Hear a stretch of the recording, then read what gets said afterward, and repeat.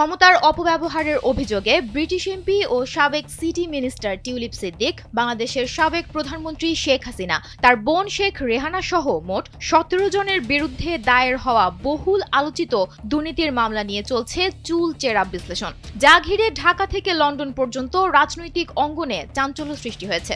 আর এই রায় ঘোষণা করার পর এর প্রভাব পড়বে লন্ডনের পার্লামেন্টেও। কি ঘটতে চলেছে টিউলিপ সিদ্দিকের রাজনৈতিক ভাগ্যে? ডেইলি মেইলের রোববারের প্রতিবেদন অনুযায়ী, এই মামলায় যদি টিউলিপ সিদ্দিক বাংলাদেশে দোষী সাব্যস্ত হন, তবে বিষয়টি যুক্তরাজ্যে তার এমপি পদকে ঘিরে বড় ধরনের জটিলতা ও রাজনৈতিক চাপ তৈরি করতে পারে। এমনকি রিপোর্টে উল্লেখ করা হয়েছে, দোষী প্রমাণিত হলে তিনি ১০ বছর পর্যন্ত কারাদণ্ডের ঝুঁকিতে পড়তে পারেন।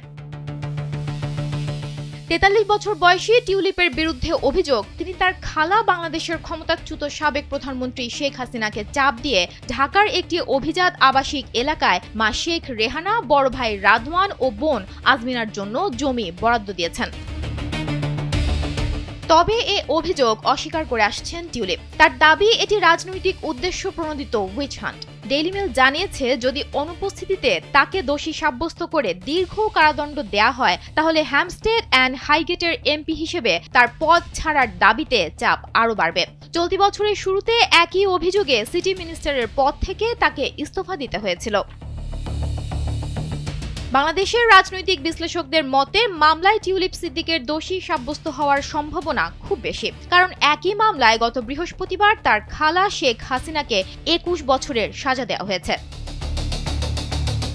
গেল সপ্তাহে চেরি ব্লেয়ারকে সহ বেশ কয়েকজন ব্রিটিশ আইনজীবী ও সাবেক মন্ত্রী বাংলাদেশ হাই কমিশনার আবিদা ইসলামকে লেখা এক যৌথ চিঠিতে বলেন, টিউলিপ সিদ্দিকের বিরুদ্ধে এই বিচার কৃত্রিম এবং অন্যায্য।